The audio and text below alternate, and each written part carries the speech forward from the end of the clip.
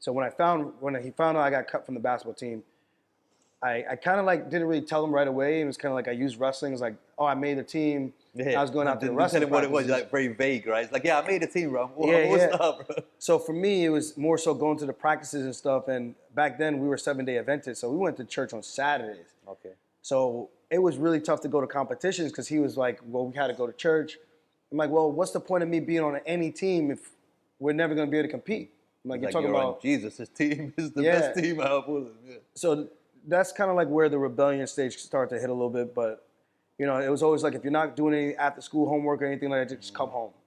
And it was like no rhyme or reason. He wasn't even home. He was like, just come home. It's like, well, But why? Yeah. well, for what? Like, why can't we hang out with our friends for a little bit, whatnot?